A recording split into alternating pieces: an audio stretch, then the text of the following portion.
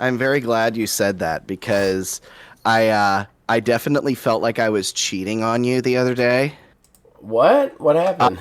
yeah, so the family went to go see John Wick, and I got invited to come along. And I know we had talked about going to see it.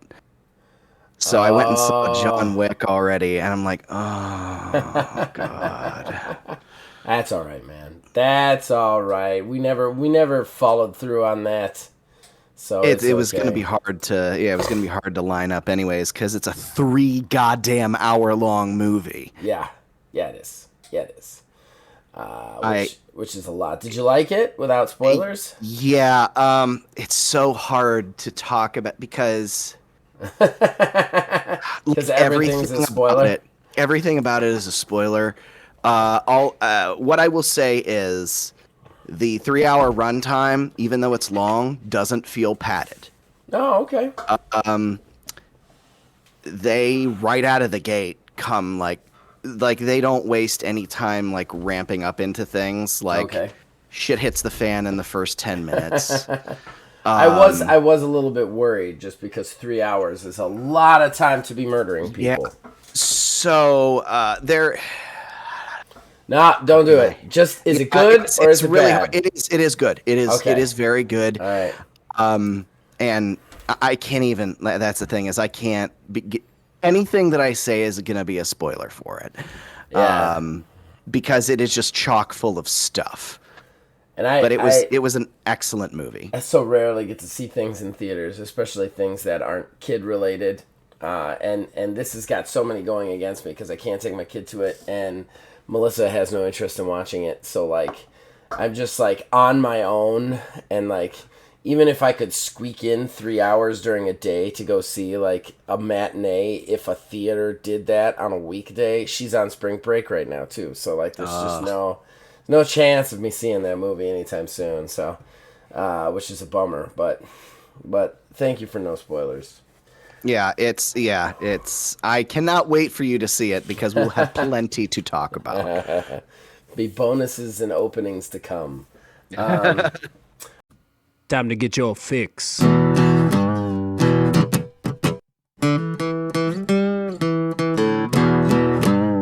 It's a horrible gaming podcast. It's not good, it's not great. Horrible gaming podcast. It's not even what you would call fair. It's really not that good.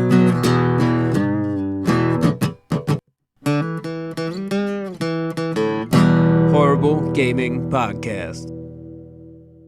Hello, my name is Zachariah with Old Man Gaming. You, dear listener, have chosen for whatever reason to listen to another horrible gaming podcast. I am not alone. Usually I am not alone, but never alone. With me is... It's a Neil, aka a Tiny Wizard. And we have an interesting show for you today. It's this one's Neil's baby, so I'm excited about that.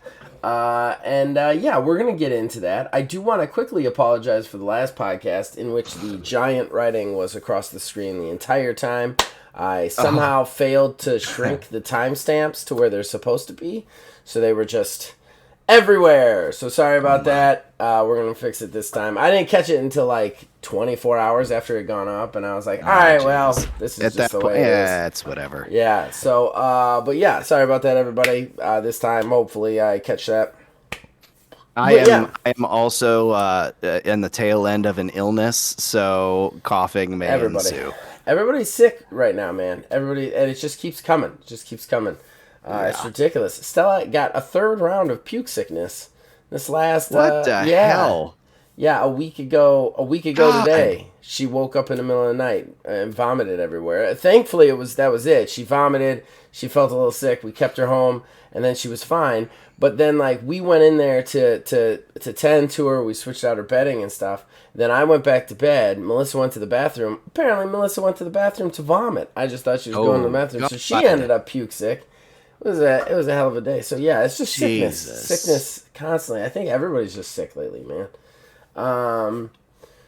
In any case, we got to thank the people that help make this show possible. Number one, behind our ugly mugs, you're seeing a custom graphic that was provided by Mr. Mark Bell. We thank him for that. And then, of course, the theme song for this show and all the shows here at Old Man Gaming is provided by the man who makes the music, my brother Nick Van Sliders. We thank him for that. We'll be right back with Fan Interaction. Horrible Gaming Podcast. All right, so that brings us to our first segment, our most important segment, that is Fan Interaction. That's where we, the co-hosts, talk to you guys, the fans. We read out your comments everywhere we get them, and we just chat with you, that sort of thing. The first comment, obviously, is my own. I pinned it, telling everybody that I've got giant letters on there. Sorry about it. Then we've got William. We got William Hohen. Hi! Exclamation point. Dude, it's Bobby's world. We just happen to be living in it. Modern gaming is rough, man. Anyway, thanks for the show. Hashtag the end is near. Yeah, I know. I was pretty it was a pretty black show last time, as far as it goes. Like I said, it's not, I love gaming. I still love gaming. I know that some of our shows have been very depressing lately. It's just, I have a couple of, like things that, I make me very angry. You know what I mean? And, one of those things is, any sort of, sexual abuse is just, a huge,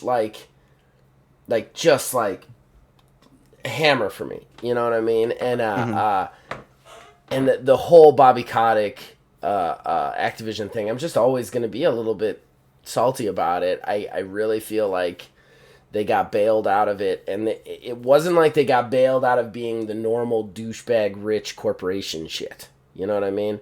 They got bailed out of really hurting people, causing a woman's death, making really mentally distressing people, and then that kind of stuff just it just cuts to the core of me that they're just basically completely getting away with it. So whenever that stuff's gonna come up, I'm sorry, I'm just gonna get a little bit more more spicy. Yeah, I guess spicy's the word. I think it's more absence of hopey. I don't know if that's if there's a verb for that, but yeah, it just makes me very sad. Yeah, it makes me very sad. I don't like it when that kind of stuff goes down. I just don't, and it's a big thing for me. Just to let everybody know, that's the way I am for everything. I very rarely.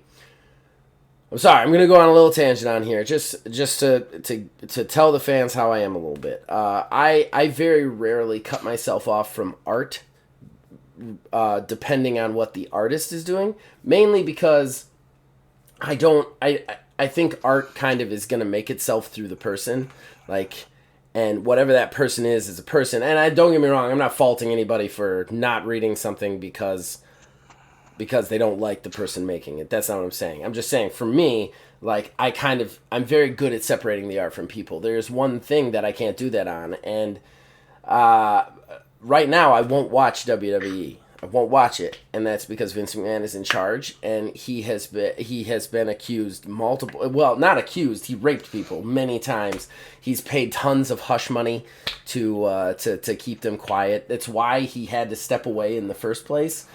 Because he was being investigated by his own shareholders. I know this is wrestling on a gaming podcast, but everybody out there by now knows I love wrestling. And he then organized this coup of his own company to take back control, to try and sell it to Saudi Arabia and other disreputable places, which I don't want to get into a big thing about it, but right now, even though he's come back, he's not in control of creative. Triple H is. I respect the hell out of Triple H. I think he is one of the best writers, one of the best bookers in wrestling right now. I won't watch that product because Vince McMahon is at the helm and he did what he did. There's very few times when I choose to protest an art form based on the artist. And that's one of them. I can't, it is a buzz thing for me. I cannot abide that. I don't do the R word or R worders, in my opinion. You know what I mean? And so whenever we end up into that territory, you're just gonna see the most anger from me. You know? Yeah, I mean, you kind of touched the crux of like what was going on when Hogwarts Legacy first came out was with J.K. Rowling and her views and everything like that. And there's definitely that conversation that happened of the separation of the art from the artist. Right. And I mean, I'll be honest, like, I don't know what side of that I fall on, because I can see both sides of an argument like that. Like, by one hand, this is a world that she created, so her mark is on that. So at the end of the day, she is the one that gets paid royalties and everything from that. But at the same time, like, she's not actively involved in anything with Harry Potter anymore. It's Warner Brothers that owns everything. Yeah. She was the one that started it all. It's tough. It is. It's a very weird line, and it turns into a toxic conversation very fast, to be fair. The thing is I'm 41. I've lived 41 years on this earth, and I'm still a big fucking idiot. But one thing I will say is everybody's got to set their own limits, and you have to be okay with other people's limits too. Like, my thing is if somebody decided, if somebody's line is, I'm not gonna contribute to Harry Potter because I believe what J.K. Rowling did and said is so egregious that even though I love this subject material, I won't give her money. Then that's fair. That's your right. That's your right as you're human. I don't think that you should necessarily like in my situation, I'm not going to chastise anybody for watching WWE. You know what I mean? Like, I'm not going to be like, hey, you shouldn't watch that because Rapey McRaperson is in the head office. I'm not going to do that. That's not fair. Like, that's not fair. If somebody wants to watch it, they should be able to watch it. It's art. It's consumable. Same with J.K. Rowling. Like, J.K. Rowling, I don't particularly like Harry Potter stuff. I've just never been into it. That being said, I could probably make those separations just because J.K. Rowling is a bigot, but to my knowledge, she's never killed or raped anybody. You know what I mean? So, like, words can hurt. I'm not saying they can't, but at the end of the day, they're words. So, whatever, she's a bitch. I'll read her stuff. I don't care, you know? Yeah. Vince McMahon actually, and again, this is sounding like I'm, like, undercutting the J.K. Rowling thing. I'm not. I'm more saying that, like, everybody's got to make their own decision on what their triggers are and what their, like, lines in the sand are. And my line in the sand is that I'm not going to support somebody who does that. I'm not going to support somebody who is involved in that. And I'm not. And the thing is this isn't even like a cried wolf situation. There is multiple offenses against that man. Terrible things have been accused of him.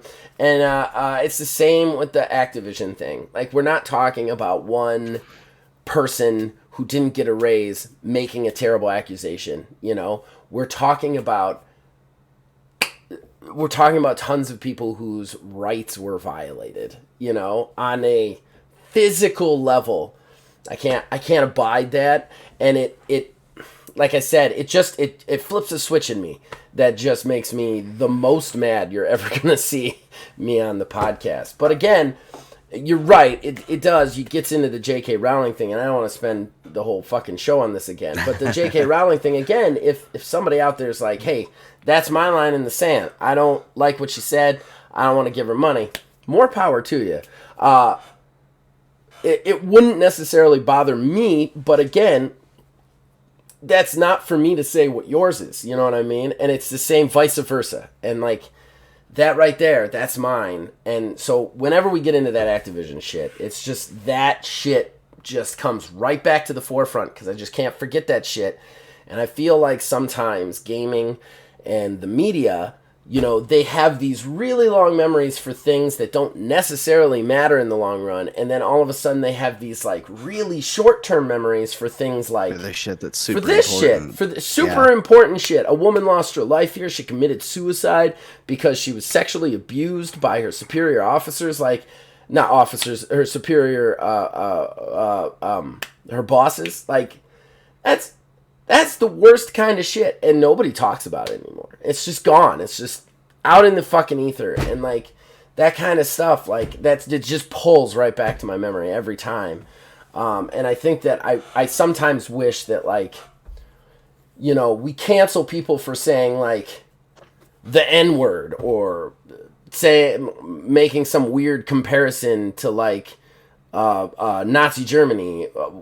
And I'm not saying those things aren't bad, but like then nobody talks about that, and like I'm like, if we're gonna remember that, can we just remember that too, please? Like let's not forget that. Let's not let that slide. Like that's the thing that I want to double down on, Yeah.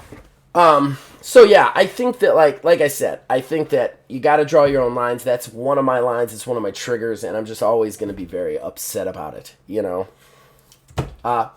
So let's move on. To hopefully happier things. Jason, all restaurants are Taco Bell now. Yeah. That's basically where we're going, man. That's basically where we're going. All games are Microsoft now. Oh, man, but did you hear that Volcano stuff is coming back at Taco Bell this summer? Yeah, I did hear about that. Oh, I'm so excited. Can I?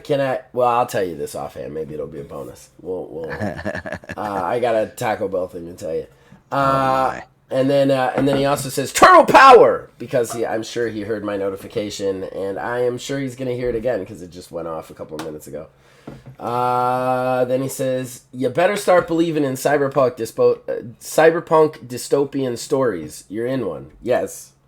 I am in one. We are all in one. We've been in one for some time. He then says, $70. Ha ha ha ha ha. Nope. Not that I have a Switch to play it on anyways. Again, this is about the Zelda thing. I've decided to hashtag boycott Tears of the Kingdom. It's egregious. It's fucking egregious. There's no reason for this game to be $70. You have done nothing special to this game. It is just another Nintendo Switch game. Another Nintendo Switch game, I might add, that is too big for your basic hard drive. So, so this is absolutely an affront and a slap in the face. And I think people are just so fucking foaming at the mouth for Zelda, they're just going to blow right past it. Yep. In fact, I had that exact conversation with a guy at work the other day, and I guess I say this phrase a lot because I'm part of the problem, because my exact response was his response, and that was, they can charge me $90 for that thing and I'd still buy it. So that's shameful. Yeah. I don't know. I know. That's pretty bad, man. That's pretty bad. It's not anything special, man. There's nothing special. It's just Breath of the Wild again, and Breath of the Wild was $60. Breath of the Wild was packing. Like, no, this is unacceptable. Unacceptable. Then finally, no tears, please. It's a waste of good suffering. Thanks, Jason, but I'm always gonna shed a little bit of a tear when people are doing that to each other. I just am. It's just no reason for it. No reason for that. I'm not even talking about like a tragedy. I'm talking about just people being the basic level of decent to each other. And I don't think that's. I think when we start losing that, whenever I see that, just somebody unable to give another human being the basic level of decency, I'm always gonna get a little misty, because it's fucking sad. It's fucking sad to me. It's fucking sad, you know. I live by very few little rules. One of them is just don't hurt anybody. Just do your best to not hurt anybody. That's be a good human. It's not even. I don't believe anybody can truly be good humans. I just don't think that. We're just too complicated a beast. I think, though, if you are constantly actively trying not to hurt people, like in every situation, if you think, am I going to hurt this person? And then you think maybe I shouldn't. I think that's good. I mean, and anybody out there, don't send me the messages of like, well, if I was defending my family or something. Yeah, of course. If you're defending yourself, Right. I get it. But like I'm talking about if you're making just a choice and you choose to hurt somebody, like, why? Why are you choosing that? Like, every time I make any decision, it's like, how is this going to hurt somebody else? It's like the first thing I think about. And I'm not saying that everybody has to think that way, but let's just stop and think. Are we about to hurt somebody in the process of our decision? And then if we are, do we have to? And if there's a way to not have to, let's try and do it that way. It's a pretty simple premise. All right, that's fan traction. Neil has picked the topic today and done the research, so I'm the commentary man on this one. Yeah. What is that topic, my friend? Games that are MIA. Games that are MIA. You're gonna get a whole different kind of basically- Zach rant today, I suppose. Yeah, it's going to be stuff that has been announced in an official capacity, and it's been a long-ass time. So we have quite a few contenders for this, too. So Yeah, I can think of like 3 off the top of my head the minute you said the I subject. think So there's like 8, 8. I think, that I have. Okay. Yeah. Buckle up. Buckle up, bitches. We're in for a ride. All right, well, we're going to take a quick break. We'll be right back. Horrible. That brings us to our talking point, ladies and gentlemen. Neil, take it the fuck away. All right, so as previously mentioned, we're doing an MIA, where are they now sort of situation with games. So we've always been bitching about, how games are getting announced, and nothing's like, they get announced with just like a trailer of a spectacle, but no real meat. But there's quite a few outliers that get announced, and it's been like a multitude of years where they have very little or absolutely no information at all whatsoever. So I figure we should do a little check-in on all these different games. Some of them we've talked about relatively recently. Some it's been a minute since we've talked about. Are we gonna talk about it and then at the very end of each little game section make a prediction of when it's actually coming out, if ever? We can do that. I'm down. We can absolutely do that. That's my only note. So let's start with Rare's Everwild. Oh my god, I wasn't even thinking about that one. There's this is a whole list. I'm very proud of this because I did actual research and He everything. did, guys. He did. Neil so- took the wheel today. So Rare's Everwild was originally announced at XO19, Xbox's showcase in Oh, yeah, I 2019 in November. Got a lot of buzz. So it never got like a release window, but according to Wikipedia, it's apparently set to be coming out in 2024. Wikipedia being what it is, who knows? And the last bit of any sort of information or anything that was really made public about it was truthfully just a tweet, January 2023, this year, a couple months ago, from Louise O'Connor, an executive producer on the game, saying that at that point in time, the team was warming up for development in 2023. So who knows what the fuck that's supposed to mean? I want to add something to this. So we saw the announced trailer, and it meant nothing, and the world got jacked for it, which was dumb. And it was just like track shots of like deer in a fucking like weird alien deer in a field, and then like a creature petting it, and then that was it. The game director for that left it. Yeah, that was something else. Yeah, at one point, some of these have little bits of information like that too. But yeah, they did lose a game director I for remember that. So yeah, this one here, I think it's definitely going to be coming out at some point. but I think it's going to be like maybe late 24, if that. I think it's going to get canceled. I don't think they've got anything going for it right now. I think that I think one of the worst things that can happen to a game is the creative director leaving it in pre-production, because that's when the game becomes the game. That's when everybody decides what the game is. And when you lose the leadership, the person who's like, here's what the game is, it just gets shit on, or it gets immediately turned into some sort of like games as a service cash grab thing. Because the corporation steps in and goes, "Oh, the creative director left. You have no a goal. Well, what made us the most money last season? All right, do a battle pass and make it free to play." And Yep. I think that I don't think this is ever coming out. Honestly, I don't think we've heard enough about it. I think we got an announced trailer. It's been absolutely dark. Nobody is even like, and it's one of the reasons I didn't bring it up is it's not even like people aren't even like. Hey, where's Everwild? Yeah, like it's just fucking gone into the ether. I think this is a scale bound. I don't think we ever see Everwild. Ah, scale bound.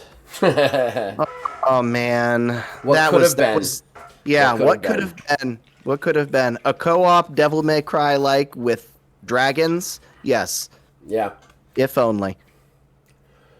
So next one on the list. Numero dos. One that we have talked about quite a bit. Okay, a big one. I debated putting this on the list, but given its recent updates, I know what you probably already know where this is going, Ubisoft Skull and Bones. Originally announced at E3 in 2017. Currently, it's had a multitude of release dates and a multitude of delays. I know more about this game than I should. Yeah. Its last release date was set to be March 9th of 23. Has now been pushed to the 2023-2024 fiscal year. Yes. Holy Jeebus. You want to talk about one that's probably going to get canceled. At this point, I think they put it out just because they need to push something out the door. Okay. So you guys one here. You guys all know I have had access to this game in some form or whatever. I'm not going to say anything specifically good or bad because I don't want to get sued.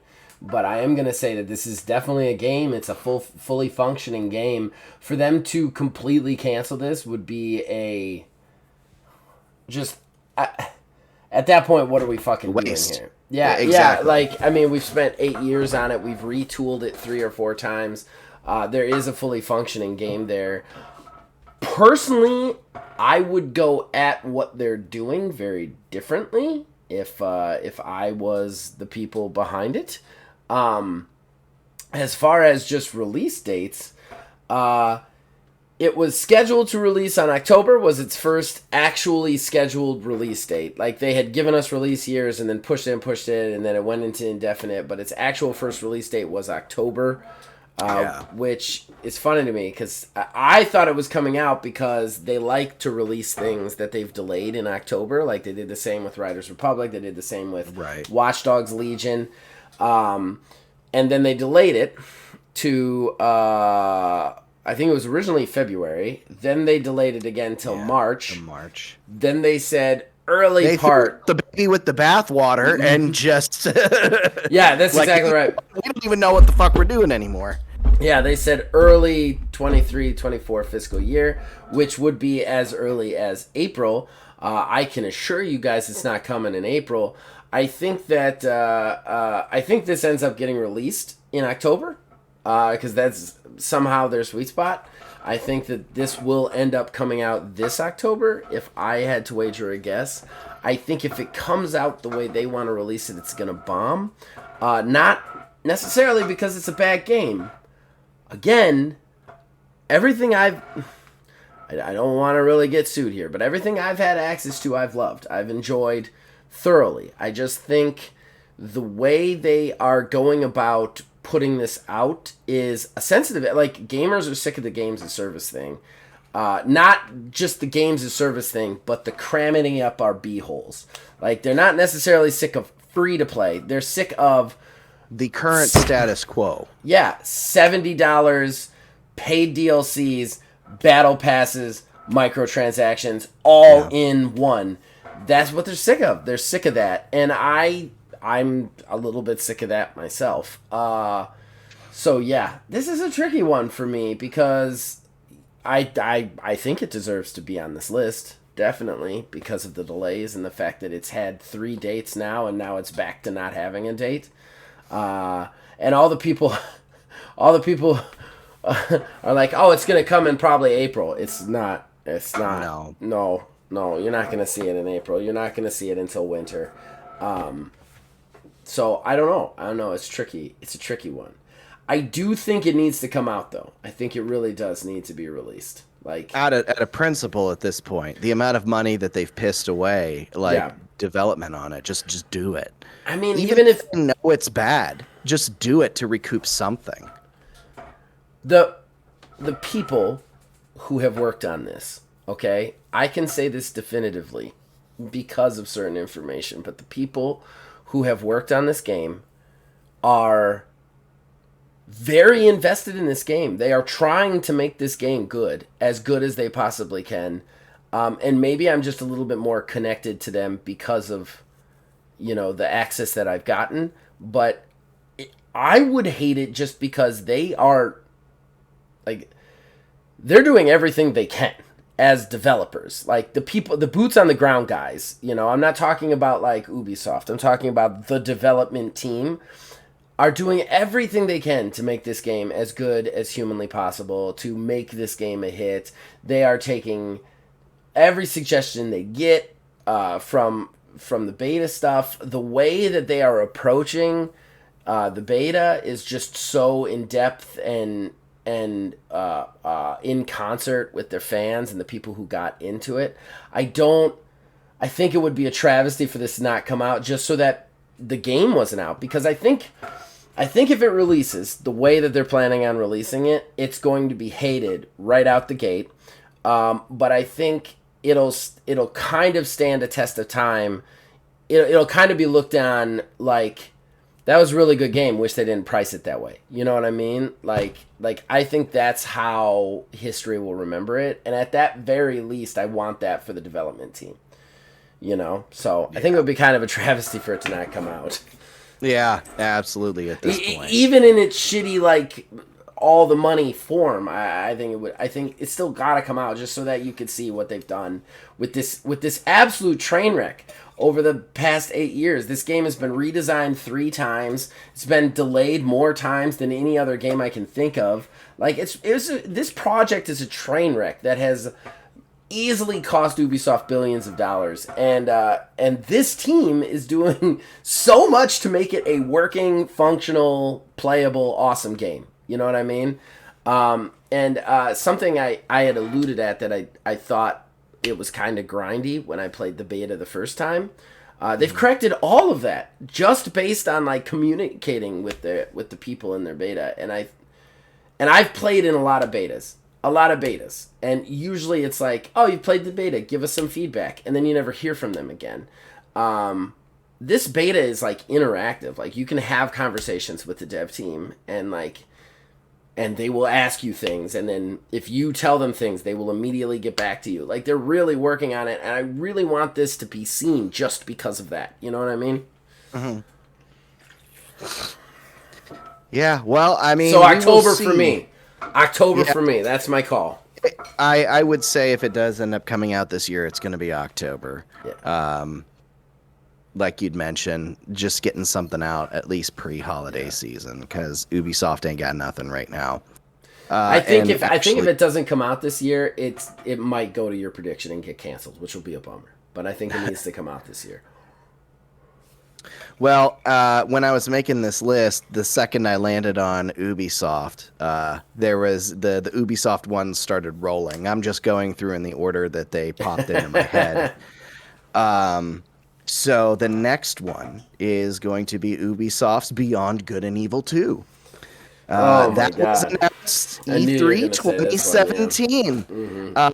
To be fair, they did not have a release window or anything available at that point, and surprise, there's still no release window. They didn't have a release window because they didn't actually have a team. There was They didn't nobody have a team, working they on didn't it. have a game. We got The assets were coming from like random fans. Yeah. Yeah. No. And the last bit of news that we got is, or at least the last bit of news that was made available, Oh, I remember this. Well, the director, as well as the creative director for the game, both left Ubisoft, as well as Ubisoft Montpellier. Apparently, the studio that is in the process of doing the work on this is under investigation for labor practices. Yeah. So the game is never coming out, ladies and gentlemen. this one's solid. Just cancel, straight up and down cancel. Although I do want to say, I think that this is one of the few. Usually, when people get fired or walk away, we're like, "Oh, the company did them dirty." I kind of feel like the company was right to fire these guys. No offense, but like, what have you been fucking doing for like what, 6 years? Like, Jesus Christ, man! Like, you used assets from fans. That's all we've gotten. Like, I was surprised when this news came out that there was a team. There was a creative director to fire. Like, how is there anybody even working on this thing? And if there is, like, what have you guys been doing? Just jerking off in a corner? Like, what's happening, man? Right. Especially when, like you'd mentioned, their original plan was to just crowdsource everything for the game. Like, I can only imagine the god-awful legal nightmare that they'd have to go through. The credits for the game that they would have to go through. Yeah. For all of this. And then, like, there was talk of, like, profit sharing depending on what it is that actually got used for the game and everything like that. Absolutely bonkers. This game never coming out. Honestly, I understand the first one is well regarded as a classic. But yeah, it's also something that came out of left field. Yeah, I think it's a little overrated. I'm sorry to any Beyond Good and Evil fans out there. Like, I don't hate it, but like, I think there's superior 3D platformers out there, and that's what that game is. It's a 3D platformer. Anybody who tells you otherwise is lying. Like, Jak and Daxter is a better series than being Beyond Good and Evil, functionally anyway. I think though, I mean, like I said, it's not bad though. I had fun with it because I did play it. I don't think this game ever existed. I think this game was a scam. I think they did it to generate buzz for their company. That's what they did. And I think now people won't let it go. And I think maybe they thought they would, which is stupid. But I don't think this was ever even intended to be a game at this point. I think this was a fucking joke. Like, I think this was, let's put a trailer together of Beyond Good and Evil and get everybody hooping and hollering for Ubisoft again, you know? Yeah. Yeah, very well could have been. Yeah, I think it was a scam from moment one to get more investment capital, and it would probably accomplish that goal. I do not think this game is ever coming out, no. Not in my lifetime. Well, we'll move on to the next, and I believe final Ubisoft game on this list. 3. The Prince of Persia Sands of Time remake. Yeah, fuck you guys, man. What is taking you so long? The game already exists. Like, I know it's a remake, but it's not like you've got to fucking write it from the ground up. There's a fucking blueprint for it. All the lines are written. The story's written. The whole fucking game is mapped out. Just, like, what's taking so fucking long for the Sands of Time remake? The game itself was only like fucking, what? You could play it in 5 hours, I think, back Something on PlayStation. like that. Yeah. Like, it's a classic. I love it. That's one of the best games. I love those games. You just fucking make it again. I don't understand the issue here. I don't understand why this is delayed at all. Yeah, especially like it was originally announced at Ubisoft's Uplay 2020 event. And it was originally slated for launch January 2021 when it was announced. However, the last bit of info that was made available was the development of the game was moved from its original studio to Ubisoft Montreal in 2022. And at that point would no longer be targeting a 2022-2023 release window with no new release window provided. It's just delayed indefinitely. I felt like they had to give pre-orders back for that thing. Like there was Yes, pre-orders they did. up or That was something like that we did an odds and end on this. Yeah, they were forced to refund pre-orders. I feel like this is something that came about as Ubisoft was trying to make themselves look viable. It's a layup on an 8-foot hoop, and they can't get it right. It blows my mind how how do you botch this? How do you botch this? You know what I mean? This is like this is like the same as somebody being like, "Hey, I can have anything on my pizza other than pineapple," and you ordering pineapple. Like this is the simplest fucking type of game to make, other than possibly a remaster. Like if it was a remaster, I'd be even more mad. But like, yeah, it's maybe at least a remake. Right, it's at least a remake, so they're actually retooling some of it. Okay, fine, but still, you have the entire game's blueprint sitting there. Right? Mm-hmm. Like, you can play through it from start to finish on PlayStation 2. Then you can see everything. The story, everything. And Ubisoft definitely has the script on hand. They got the original assets on hand. All of that stuff. I don't understand how you basically have half the work done and you still can't get this right. Like, this, to me, in a lot of ways, I'm glad you brought this game up, because to me, this is even a bigger botch than Skull and Bones or even Beyond Good and Evil, because Beyond Good and Evil and Skull and Bones are new games. I mean, Beyond Good and Evil is a sequel, but it's a sequel from a game that's like older than dirt, and they're trying to do something different. But still, they're new games, they're new stories, they're new everything. Fucking The Sands of Time is a game that exists, and you're trying to remake it. Just use the game you already have. How are you fucking this up so bad? Yeah, this is one that's prime for a never coming out. Yeah. Straight up and down canceled. I think this was another cash grab. I think they were sticking it with a team. They were like, hey, let's just put out a remake. We'll do a thing, everybody will get excited for it. Then the studio got moved and their priorities shifted and they just don't give a shit about it anymore.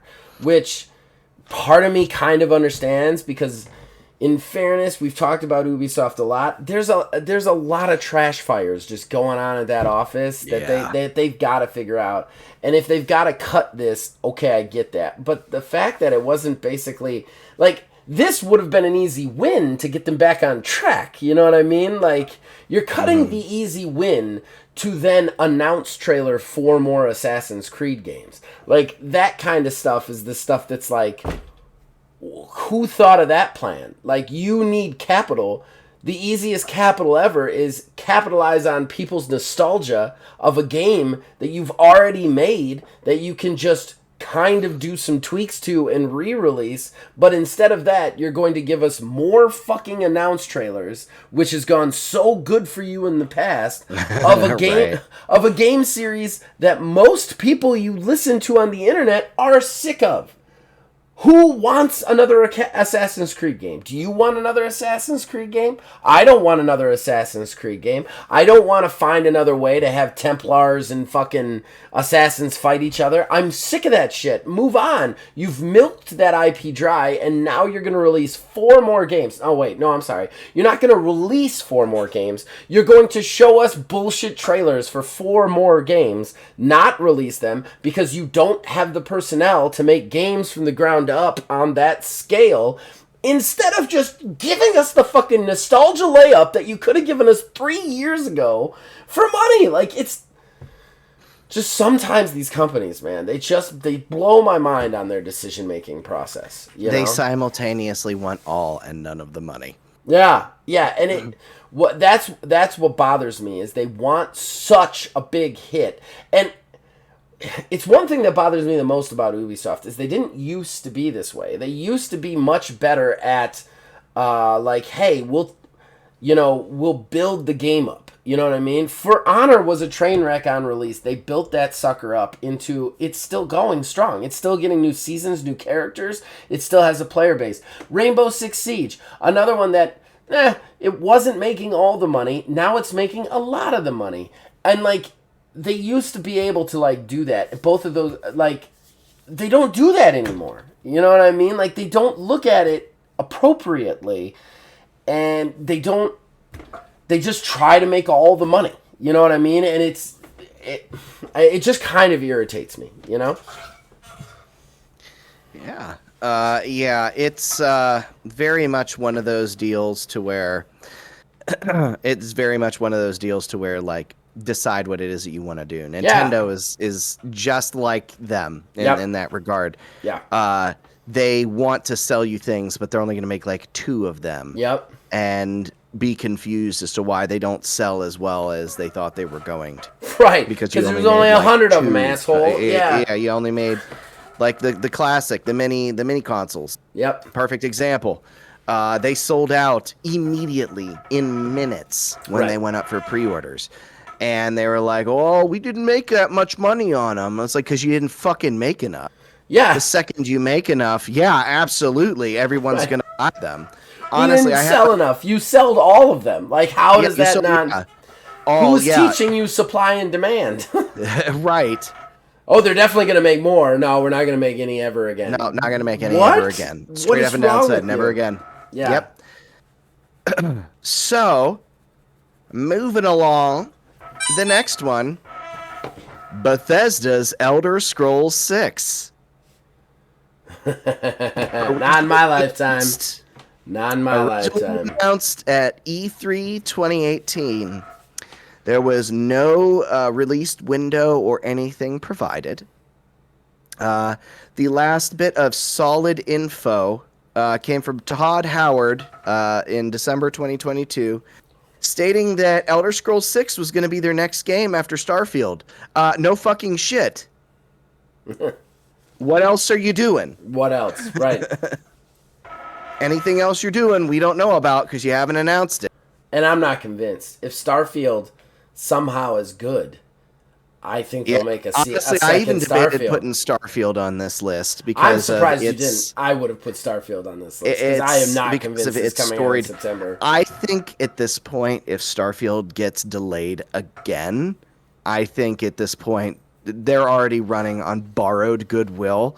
Microsoft has a massive problem on their hands because Halo wasn't what they wanted it to be, and then their next big marquee game that they've basically like had take the place of Halo as their console seller would be delayed again after being delayed after being delayed after being delayed, like, and then after having been announced with no like information on it. And we should mention that too.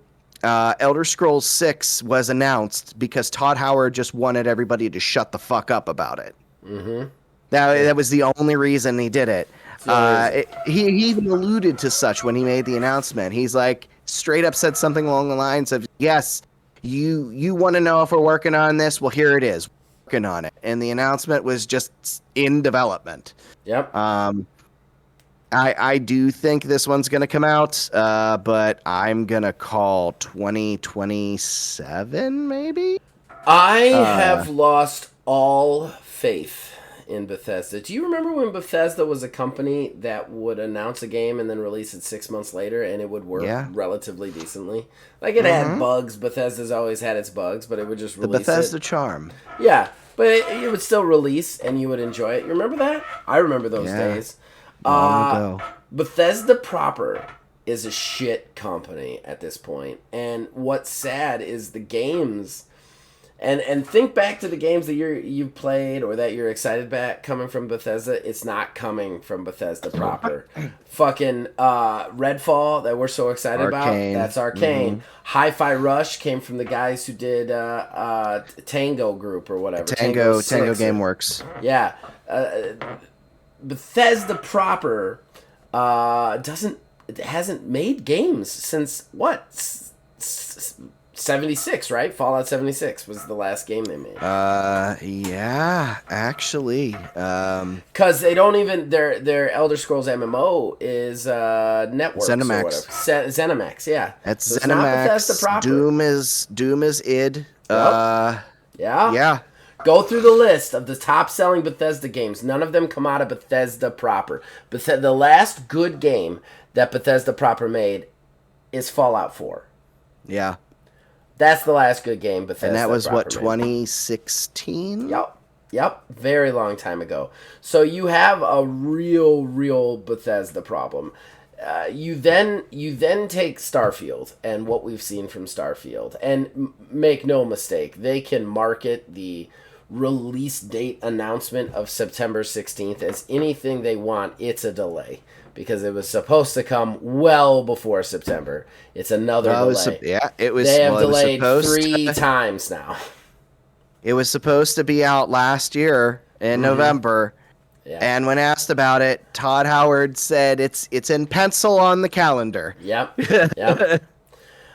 So like I think that I think you have to look at it as like it's just not it's I don't trust them to bring out Elder Scrolls ever. I don't think 2027. I don't think we see an Elder Scrolls. I think we either see a Starfield 2 possibly in development or something else. But I don't think we see it because I think Starfield's going to do a lot worse than a lot of people think it's going to do. I think that they have that the gaming industry has dried up a lot of goodwill on this kind of delay culture shit, and I think that I am seeing a lot more negative articles towards Starfield than I did towards Cyberpunk. You know what I mean? And the two situations are directly comparable. You know, They are. And I would say that going into Cyberpunk, people were still really excited for the game, whereas with Starfield, I get a lot of this isn't going to be as good as you think it's going to be sort of articles. I don't know if you've experienced the same thing. A little bit. I've definitely experienced. They're a lot more negative on it. I don't think it's going to do as good as they think it's going to do. And that will equal possibly the end of Bethesda proper as a studio, personally. Because I think they make enough money off their fucking side hustles. Why keep fucking designing things with proper? You've got Obsidian doing a better job at the games that you make anyway. Just let Obsidian do it. Fuck. I don't think we see another Elder Scrolls. Not in my lifetime. I think sometime long after I'm dead, some other company will remake it, possibly make it good. But I don't think it's going to come in my lifetime. I think Skyrim is the last one. You know what? Since you invoked their name, let's skip ahead one to Obsidian's Avowed. Ooh, Avowed is a good one. I thought you were going to bring up Outer Worlds 2, actually. No, Outer Worlds 2 is not on the list for the sole reason that they made an announced trailer in which they very much said, we have nothing to show you. Nothing to show you. The trailer itself. The trailer, it was very much Microsoft was like, hey, guys, you gotta fucking do something. And they were like, okay, we'll do something. I think they caught shit for it, to be honest. I don't think anybody knew what that trailer was going to be, and I think they caught shit for it, to be honest. Because I don't think that's the trailer that Phil Spencer wanted. No, I don't think so. I think that was a big middle finger to everybody making them do a trailer for a game that they had nothing on the slate for. But Avowed, that's right. That was in the thing. So Avowed is the one that we know the least about out of all of these. It was originally announced during Bethesda's showcase of E3 2020. And it was strictly just announced for a late 2022, early 2023 window. Obviously, at this point, that's pretty much come to pass. Yeah. We've had no information otherwise, not even a trailer, not a peep, not a speck of news even. The only thing that I found on it was a very vague rumor of a potential 2024 Q2, I think it was here. No, not even a quarter. Oh yeah, Q2 2024 release window, potentially, possibly, maybe. Um, we didn't even we got a little announced trailer, and that was it. I got a lot of conflicting thoughts on this one. I'm gonna sound very hypocritical in this thing. First of all, Obsidian is a little bit better at the whole 6-month release right now. A lot of their games, like, you've seen them and then they come out. Outer Worlds was like 8 months, like 6 to 8 months between its announced trailer, I think. Grounded, obviously, that was much longer, but the beta started like 4 or 5 months after its announcement. They've been much more like, here's the game. It's coming out pretty soon. We're almost done with it. So, that being said, I could see a surprise Hi-Fi Rush situation with Avowed, where, like, just one day it's out. Like, that's their E3 thing. Like, their E3 thing is like, here's our E3 thing. Here's Avowed. You can buy it right now for $40, or you could get it on Game Pass for free. That being said, here's the hypocritical thing. I don't think Avowed is being worked on anymore, because Avowed was... I know you said it was announced during a Bethesda thing. I actually think it was announced slightly before the Bethesda. It wasn't announced at a Bethesda show. It was announced at an Xbox show. And it was before they bought Bethesda, because we had a conversation on this show about, like, now that they own Bethesda, what the fuck are they going to do with Obsidian? Yeah. And one of the big topics of that discussion was Avowed. I think they put the can on that, because Obsidian already made Fallout better than Bethesda did. They can't let them make Elder Scrolls better than Bethesda. So, like, I don't think they're gonna... I think the minute Bethesda bought that, there was a call made to Obsidian, like, move your people to another game and very quietly never talk about Avowed again. I think it got ninja killed, basically, because and this is a problem with Microsoft buying all the companies, is they end up with companies that do the same fucking thing. Obsidian literally made their nut in the AAA space. I mean, they had plenty of indies before that were great, CRPGs and everything else, but they made their nut in the AAA space doing Bethesda, like basically doing an impression of Bethesda slightly better than Bethesda does it. So that's, I don't know. I think I don't know that we see Avowed, honestly. Yeah, that's definitely one that I think may have unfortunately met its end. Just because of the absolute, like, lack of information. Yeah. And I feel like right now they don't want to make any sort of announcements about cancellations or anything with everything going on with the acquisition. Yeah. That may be one. I feel like if that Activision Blizzard deal goes through, we'll find out a lot about some of these projects real fast, quick, fast, and in a hurry. That being said, I do think that the response they received to Hi-Fi Rush is going to, like, make them consider doing that in the future a lot. I think when you do a surprise release like that too, you don't give people a chance to be negative about it. And true. Like, they're just excited to get a new game that day without ever having heard about it before. So you run to play it, especially when you've got it on Game Pass. You got everybody playing that game day one. And Hi-Fi Rush is not a bad game. I've actually played through most of it. I'm actually planning on finishing it. I think it's a pretty good game. It is not the 9 out of 10 that IGN gave it, or the 4 out of 5 that everybody else gave it, or the 4.5 it has on Metacritic. It's not.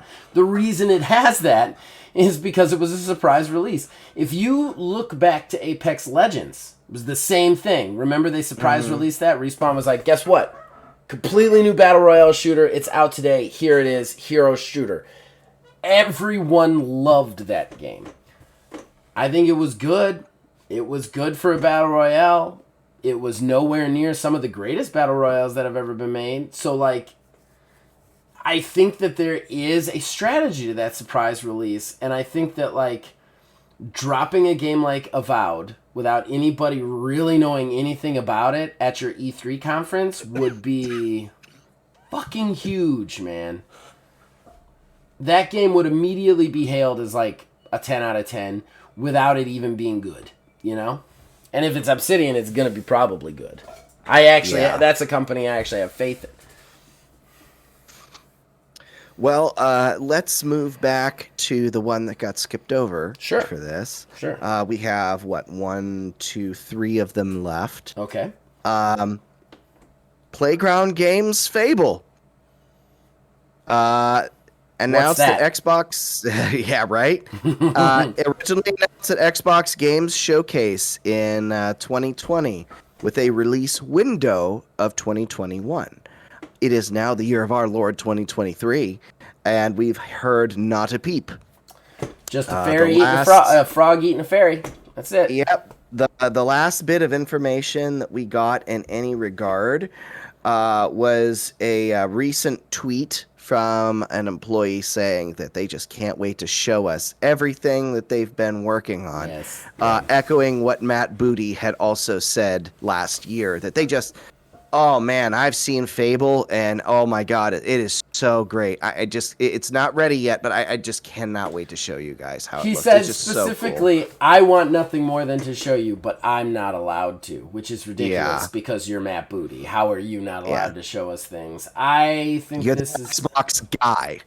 We have also had, and I'm sure you researching this up, we've had a lot of also negative rumblings, and I feel like these tweets... Lots of odds and ends on that, yes. If we remember, these tweets came right after the rumor that had come out from an anonymous source saying that the engine that Playground runs on is great for racing, not so much great for a open world RPG, and they were having a real hard time with that. And then all of a sudden we heard from Matt Booty, oh, it's amazing. Just can't wait to show you what they're working on. It's just not ready. I'm not going to lie. This is the same thing. I'm going to say the same thing I said about Beyond Good and Evil 2. I don't think Fable was a thing. I think it's a cash grab, and they made a tactical mistake. Like, everybody wanted to see a trailer. They showed a trailer to get the buzz going. They kind of hoped it would die down a little bit. It hasn't, and now they're in this fucking terrible situation where they're trying to make a game that they don't have any business making. You know, I think that I don't think we're seeing Fable. I don't think it's coming. Yeah, I don't know about you, but I don't think it's coming. No, this is one. As much as I would love to believe that it is real and coming, I think it's been canceled. We just don't know it yet, or it's been like shelved indefinitely, or there's like plans to not actually put it out. If anything, if it is going to be coming out, they either have or will soon nuke everything and start over. This is one of those, if it does come out, I think it's going to be like 2026 if we're lucky, but I don't think so. My thing is like, I'm not even at the point anymore where I want to see this come out. I don't want to see it come out. I hated Fable 3. I thought it was a terrible game. And I think it wrecked kind of the first two in a lot of ways. It did. And I don't want to see another shitty one. Like, I don't want to see another one. If you're remaking my Fable, like, leave my Fable alone. I loved Fable. I liked it a lot. I played a ton of hours. And even though they didn't do everything they promised in the first place, I love those two games. Leave it the fuck alone, man. If you can't get it right, if you can't do it right, don't do it. Like, that simple. So I don't know that I want to see this game anymore. I kind of almost want it to go away because I don't want... I'm so out of faith with that. Like, that that I don't want to see it anymore. Which is sad because it's coming from a developer that I truly respect. The Forza Horizon games have mostly been good. Although, in a lot of ways, the last couple Forza Horizon games have let me down, so I guess I'm there too, so... So going along here, the next one, I don't really care too much about this one, to be honest, but, it's had such a saga with it. BioWare's Dragon Age Dreadwolf Yeah. Originally announced December 2018 at the Game Awards with absolutely no release window. The last update was really nothing super official. I mean, it relatively recently, at least got a name. Its name of Dreadwolf. Before it was just Dragon Age 4. But as it currently stands, it's just got a rumored 2024 release window. There's got to be something going on with BioWare, because I feel like they used to put games out a lot quicker than they used to, and now they're like running on the Bethesda timetable. I'll tell you what happened. They got bought out by EA, and they just don't work well together, and that's a big problem. I mean, if you really look back at all of BioWare's problems, it started with that buyout. It started with Anthem. That's true. It started with yeah. the games after it, and I truly think Anthem would have been better if they had kind of let them do what they wanted to do, even with the games of service stuff, but they forced them to use Frostbite, and that caused a lot of the problems that they had. They just couldn't develop on it fast enough to keep up with a game as service. I think that you then look at all their other, titles that they've released. It's been for EA, and EA has just fucked them, basically, hardcore, I think Andromeda was the first game they released. I was going to say EA's Frostbite. banner. Andromeda was where they were forced to use Frostbite, and they straight up said, we don't want to use Frostbite. No. Frostbite is not going to work well with what we're trying to do. And EA was like, tough titty. Yep. You got to do it. And I liked, and that's so counterintuitive to buying studios. You're trying to buy a studio to bring what they have to your table. You're trying to increase your portfolio. Forcing a studio to use an engine that's foreign to them. Why make BioWare become like EA? The whole point of buying them is so that they can make BioWare games for EA. So that people who are choosing BioWare games over EA games will now choose EA. Like, that's the whole point of doing it. Instead, you just kind of crushed them. I think a lot of Andromeda's problems came from that because, the biggest problems people had with Andromeda were the lack of content in it. And I think one of the big things, which is the same problem with Anthem, and the reason is they don't know how to use Frostbite efficiently, so they have to cut things. You know what I mean? And then you end up in this position where the games do shitty. I think we're still in that position with BioWare. I think as long as they're under EA's banner and EA is micromanaging them, we're not going to get a good game from them. And I think that's evident from all the creative directors and presidents that have left over the last 5 years. Yeah. So as far as release date, I think this one will come out. I think this one's more like a 26 sort of situation. Yeah, I think so too. Because that's just how that's how BioWare does it now. Like I mentioned, they used to have enough more balls in the air with more stuff going on. I mean, game development's gotten harder as time's gone on. So I mean, I guess that's a part of it too. It is. But it is. So the last one on the list, the one that hurts my heart the most, Nintendo's Metroid Prime 4. Originally announced E3 2017. Only a release window, or not even no release window, only an announcement of in development was made. And that was it. The last solid bit of info that came out was some job listings. And that is after everything that had been going on for about, I think, a year and a half in development under Bandai Namco was completely nuked. Nintendo was not pleased with what Bandai Namco had put forth, so they brought Retro back on, which is great. But also that means they had to completely start over. Yeah. All it's bad again. for Retro. Yeah. Retro did Dread, right? No. It was Mercury Steam Oh, that's right. That did Dread. They were the ones who got their chance with the Metroid 2 remake on Okay. 3DS, All right. and they made it with that. So then they were given the keys to the proverbial What kingdom what with did Dread. what did Retro do before this? I know they did something for Nintendo before Well, this. they did the Prime games. Prime games. Oh, They okay. They did the OG ones. originally did the Prime games, and then from there they did the Donkey Kong Country Returns games. Okay. Here's my thought on it. I think we actually see it this year or early next year. I think it's going to be a surprise release. That's like how Nintendo likes to do it. They like to keep it in their back pocket until they don't have anything, and then they're like, hey, this is coming out next month. They did it with Paper Mario. They've done it with a lot of other games over the years. I think we're going to see a Metroid game. I think we're going to see Metroid Prime. My prediction from the prediction show was Metroid 4 was involved in that, if I recall correctly. I'm not wrong about that. Now, will it be good? I have no idea. But, like, I think we're going to see it either late this year or early next year. We'll get one of those Nintendo Directs, and then all of a sudden it'll be, hey, Metroid Prime 4 coming out 3 months from now. So there was something I didn't put it on my odds and ends because I don't think it really rose to that occasion, but we can bring it up here because it's related. Okay. There was a survey that was put out to like Nintendo players, and they were asking about Metroid Prime.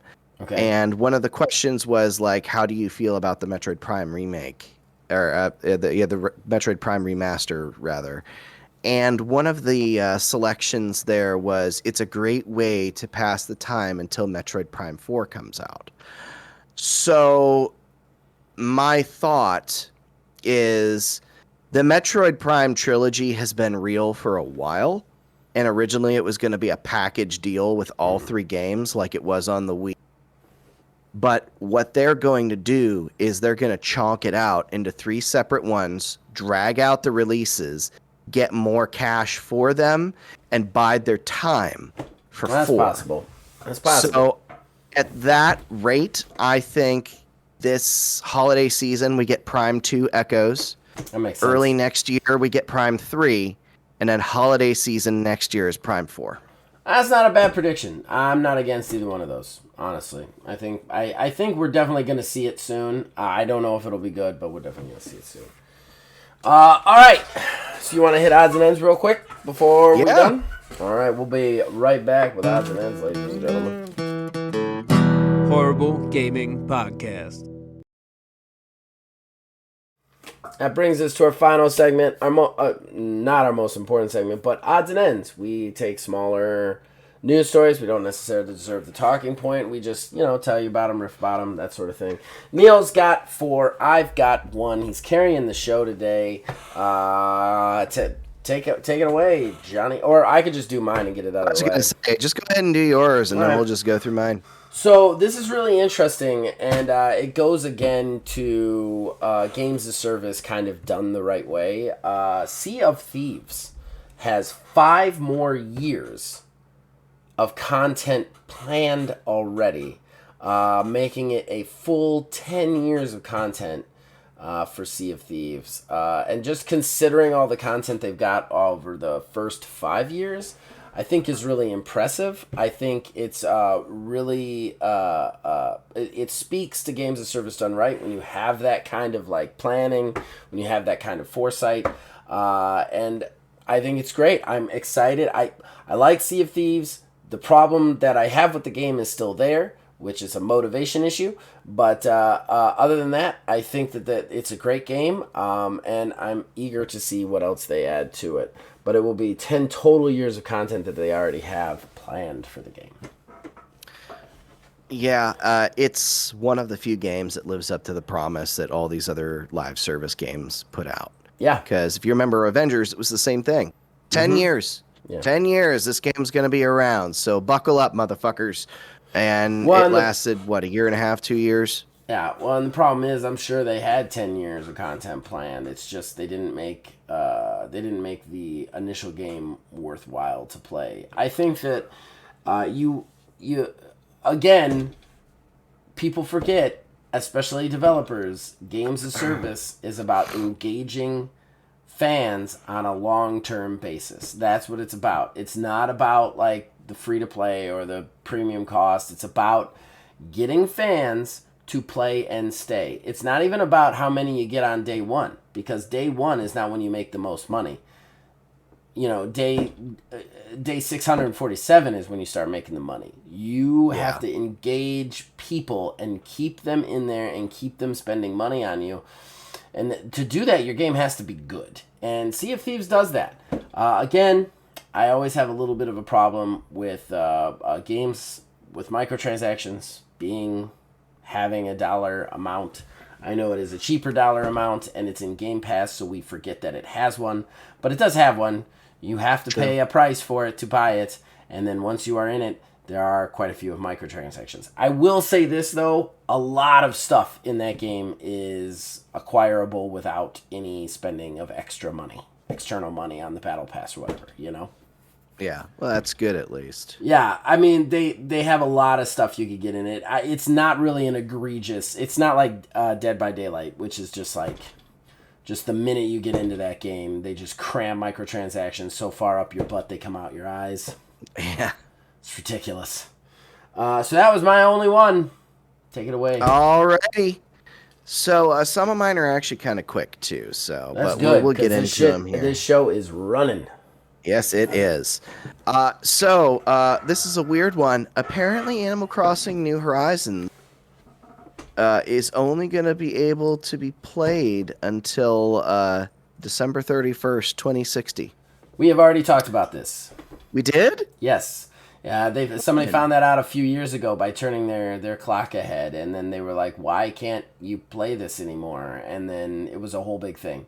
Yeah. Oh, I don't remember. Well, never mind then. I don't remember talking about it. I mean, we covered it I want to say last year we covered it because somebody was like turning their clock ahead to do something in the game, and then they got to a certain point and the game literally just says no. Yeah, you can no longer play this game. Please turn it back to this date or whatever to play. Yeah. Oh, yeah, I guess we did talk about it then. Mm-hmm. All right. Some other weird, crazy-ass shit. Sure. GameStop just posted its first quarterly profit in 2 fucking years. A profit? What are they profiting on? Diaper wipes or... They are attributing it to wider availability of consoles. I don't think that's it. I think they just got fucking lucky. But, as a country that's headed towards a recession, I don't think... yeah, I don't think they should be... Don't be shooting off the confetti poppers just yet, guys.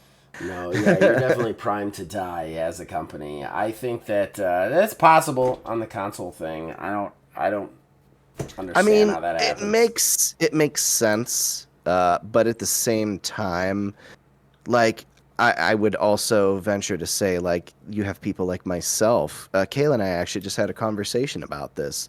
We were at the mall the other day, and we walked past the GameStop, and she just randomly had asked, is your Pro membership still good? And I'm like, I honestly don't even know. I haven't thought about GameStop in so long. Mm-hmm. I mean, God of War, when Ragnarok came out, it was the first game that I pre-ordered not from GameStop. I got it from Amazon.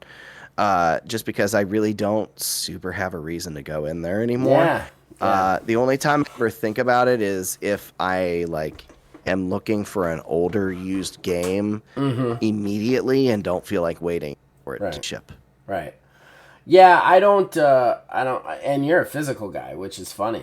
I've now gone almost entirely digital. The only reason I was going in there was they give you $5 on your Pro membership. So what I would do is I would take $5, I'd spend $5, I'd get $10 in my Steam card, and then, basically once every 4 months that pays for a game, 2 games if you're cheap. You know what I mean?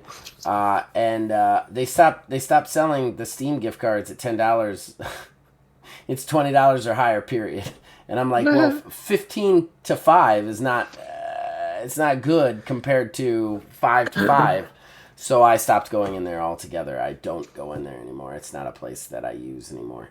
So yeah, that's weird. It's weird to me that would make a profit. Yeah. So yeah, we'll see what that means in the future. Probably nothing. Probably. the next one, also a weird one. Creator of Bayonetta, Hideki Kamiya. I can never say his name properly. But has stated that Bayonetta Origins, Cereza and the Last Demon, that little top-down adventure game that's like a little chibi storybook thing, is going to cause a baby boom.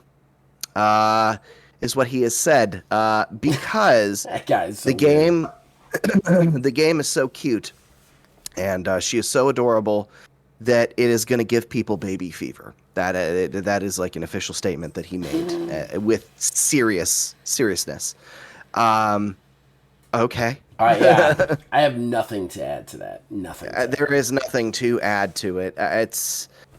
It's just a weird statement to make. It's a really weird statement because maybe if you're just like talking to a person, just like passively, and you like, wow, this is kind of weird. Like, ha ha ha, wouldn't it be funny if like this is a guy who like has his hands in the process and like looked somebody dead in the eyes in an official setting and says, "You're gonna want to make children after you play this game. I just want you to know that." What blows my mind is like that is an inherently sexual statement, and I would think immediately like I'm making this game. There's gonna be all this sexy stuff in it. You're gonna want to have sex.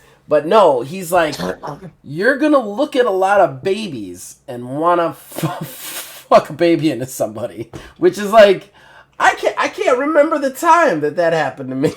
I've been on this planet 41 years. I think babies are extremely cute. I love kids. I take care of kids. I've never looked at one and thought, I need to fuck my wife. I've just never thought that. And that's literally what this dude is saying. It is a very weird statement to make about the subject matter of the game. That's all I'm saying. That is as strange gets, in my opinion. So the final one that I have, Harvey Smith of Arcane said that there was initially a PS5 version of Redfall in development. But guess what? You probably already know where this is going. Oh, he got in trouble for that. If he let that slip, he got in trouble for that. After the Microsoft acquisition of Bethesda, it was canceled. Yeah. How dare you, sir? How dare you have such a show and then end it on this fucking bit of information at the end here? Jesus Christ. How dare you? Yeah, of course it was fucking canceled. They're pieces of shit. I've been saying that forever. They will cancel whatever they want as soon as they own everything. It's the idea that anything else is going to happen is stupid. I'm saying it right here. And this is a direct quote from me. I put it on my gravestone. If you think Microsoft won't cancel PlayStation versions of games after they acquire Activision, you are stupid. That is exactly what they're going to do, unless a deal specifically says otherwise. And that deal, once it expires, they will stop doing it. They have no interest in making games for PlayStation, and they definitely want to take shit away from them. The only reason they bought Bethesda was to fuck PlayStation. So of course, there's no Redfall on PlayStation. Yeah, this is straight up live ammo for Sony. Confirming what, they are concerned about. So I mean, you can effectively kiss any hope of a Starfield on PlayStation, Elder Scrolls 6 on PlayStation goodbye. They absolutely 100% will not be making that appearance on those Sony consoles. Given the fact that he let the slip. And yeah, I honestly, I do want to know what happened after that was made mention, because in the current climate, that's probably not a good idea. He had to have gotten in trouble for that. There's no way that he didn't get in trouble for that. Honestly, maybe he sees what I see and the dangers of the Activision, and he maybe let it slip on purpose. Like, I would appreciate him if he did. I appreciate his honesty in this, because... And as far as the whole ammo for Sony thing, yeah, it gives Sony ammo. But again, Sony's not the one with the gun. Sony's not shooting it. The people who need to shoot the gun is the FCC, or the SCC. I can never remember which fucking. They're so similar in their 3 letters. The people who are leveling the charges against Microsoft, those are the people who need to pull the trigger. Those are the people that we are worried that aren't going to pull the trigger. If they don't pull the trigger, if they don't file that lawsuit, if they don't send this to judicial, this is the shit that will happen. It will all be Microsoft. Microsoft and Xbox are not in the PlayStation business. They are not in the business of making anything for Sony PlayStation. They never have been, okay? Never have been. They are more so not in it now than ever because they hate them because of what's going on. So anybody out there who thinks that Microsoft isn't going to take everything they possibly can away from Sony, I wouldn't be surprised if Minecraft goes away from Sony. Like, especially, like, if they sign all those 10-year deals and it goes through, oh, man, it sucks. Our next Minecraft thing, just not compatible with Sony hardware. Like, I would not even remotely surprise. I wouldn't even bat an eye, man. In fact, everybody would be hearing an I told you so at this point. Yeah, I've said all the words.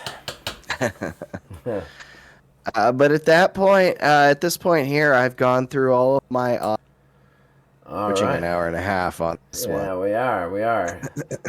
It's okay. It's all right. We're still kind of on time. And we haven't had a long one in a while. Just so that everybody out there knows, just because of the amount of projects that I've taken on in addition to this, I've had to start editing it directly after recording it, which is why some of the podcasts maybe have gotten a little bit shorter, just so that everybody knows. All right, well, let's do the plugs and go. Well, you go sleep. I'll go work. I go sleep. I very much go sleep. All right, we'll be right back. Horrible Gaming Podcast. That's it, ladies and gentlemen. Brings us to the end of the show. Shameless self-promotion that comes with it. Neil, would you like to plug anything? There's no real balls up in the air. Oh, you know what? No, we have, I don't know, coming out. It should be relatively soon-ish. I got the date. You have the date? Yes, it's April 1st. April 1st. Ah, appropriate. A nice April Fool's. Yeah, I know, right? We did our little retrospective episode, and I have to say, like, I was really wondering when we did it, how much you could actually say about watching a video back and commenting on it. But there was actually a decent amount to say. There's actually a lot that we kind of talked about that video and like the channel in general. In fact, we talked for a bit after the length of the video. Oh yeah. Definitely, I think it's worth a watch. Yeah, revisit episode 3. We do Halo Infinite War, Season 2, Episode 2. I'm the Juggernaut bitch. And yes, check it out. It will be Saturday. It's a retrospect show, so you can find the show without our commentary in our playlists, but you can watch us basically watch the show with you and just commentary on stuff going on, stuff we were thinking at the time, differences. The weirdest part is how much my voice has changed, really. Nobody believes me. Honestly, was the most bizarre part, comparing how your voice was before COVID and now afterwards. It's so different now. Yeah, it's really weird. Like, I tell everybody, I'm like, it's a lower octave, and they're like, oh, you're all better. And I was like, I am, but it's a lower octave. They're like, no, you sound the same. And then you listen to me 2 years ago, and you're like, fuck, your voice just dropped. Yeah, it's fucking really weird. I will say I've kept my Lemmy from Motorhead impersonation that I had post-COVID, so that's a good plus because of the octave. So yeah, that's coming out April 1st. Definitely check that out. I got a couple of special plugs. As I've been saying, we've been doing some more tabletop role-playing game stuff. I'm super excited for... we launched another podcast, Wizards Respite Sanctorum. Myself is co-hosting with our unofficial partner on the tabletop RPG stuff, Wizards Respite. You can go to wizardsrespite.com right now and check it out. Watch it in its full entirety on his page, then we both get the views. And that will be coming out bi-weekly. Basically, we just take a tabletop role-playing game system, we break it down, we talk about what we would have done differently. It's a nice, easy 40-minute to an hour show. Nice, easy listen. You will also be able to eventually get it where podcasts are listened to. Unfortunately, when Spotify bought out Anchor, they definitely changed some things that I don't like. So it's a little bit more difficult to do that shit. Yes, yeah, it happened. Happened a while ago actually, and they changed some stuff that makes me very unhappy. And I found out about it this morning when I could have been playing video games. Instead, I had to work for an extra hour trying to figure this problem out.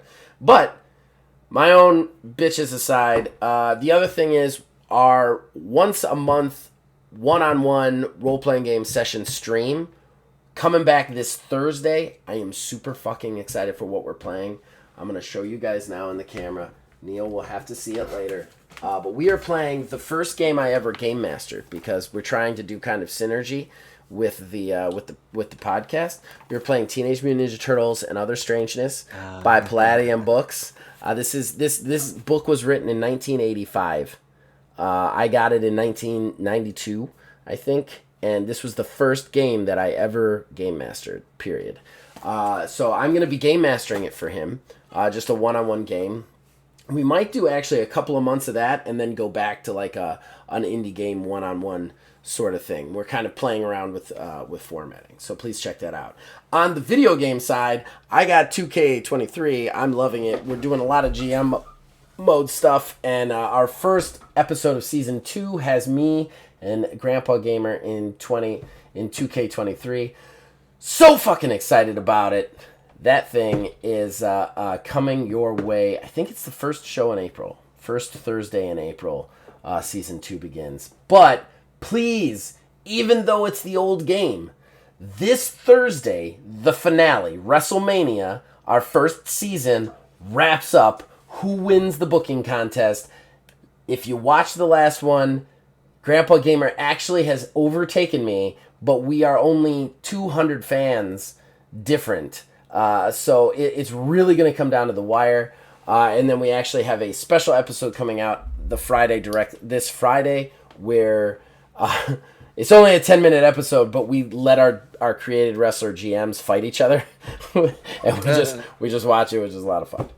That was a lot of plugs, I'm sorry, but we got a lot of new stuff coming out, so please check out all that stuff. You could also check out William Hoouin's podcast from 2 weeks ago. I was on it. It was a lot of fun. We talked about why I think Final Fantasy is Final Fantasy VII is the most overrated game ever created.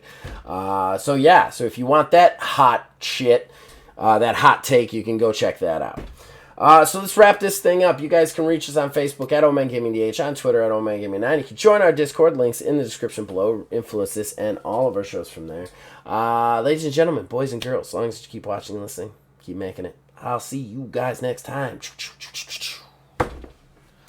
Don't know why I did finger guns there at the end. The official number on that. I gotta pull my notes. So so we're taking this vacation in June, right? Yeah. As soon as Stella gets out of school. And Melissa has been like trying to get us to go to different places, because usually when we take vacations before, it was always we'd rent a house on the ocean. That was the place we went. But yeah. I could tell she wants to see different places that don't necessarily have a body of water involved in them. So I told her, I was like, look, if you want to go to new places, that's totally fine. I'm all right with it. Here are the things that I require of a vacation. I require a place to swim. Mm-hmm. That's it. I require a place to swim, and I require something interesting for me for at least one day. That's it. So whatever you're planning, like, that's it. Like, make sure there's at least a pool involved in the situation, and then make sure there's something that Zach would be like, yes, let's do that. So. Oh, man. So is this your Taco Bell story? So she basically comes back to me and she says, all right, I want to go to Nashville. And I was like, okay. All right. Nashville's not near any bodies of water that I know of. So what's the deal? And she's like, well, I found some houses. We can find a house with a pool. That's no problem. I'm like, great. We'll go through the houses. Is there anything interesting in me? Because I don't like country music. Nashville doesn't really interest me that much. Like, I'm sure I'll find it interesting while I'm there, but, like, you're not really enticing me. She's like, they have a Taco Bell that is upscale, has concerts, and serves alcohol. I was like, yep. All my chips. Let's go. We're going to Nashville, baby. We're going to Nashville. I want a waiter to bring me a Mexican pizza and a Baja Blast margarita. Let's do this shit. Yeah, when you Let's said just cause all the damage to my stomach. the Taco Bell Cantina, and I know of this because Kayla and I had mentioned when we do vow renewals for 10 years, we're going to go to Vegas and do it at the Taco Bell Cantina. Yeah, there. they got one in Nashville, and I am utterly stoked to go now. Absolutely, utterly stoked. So, yeah, that is my Taco Bell story. I won't say only, and let's face it, if my wife told me we're going to Nashville, I'd be like, all right, but like, that is my reason for this vacation, the reason for the season. I am going on this vacation to go to a Taco Bell Cantina, and if I can make it happen 2 times on that vacation, you better fucking believe I'm going to make it happen 2 times on the vacation. That's awesome. Yeah. So that's the Taco Bell story. You got me ahead of time a little bit.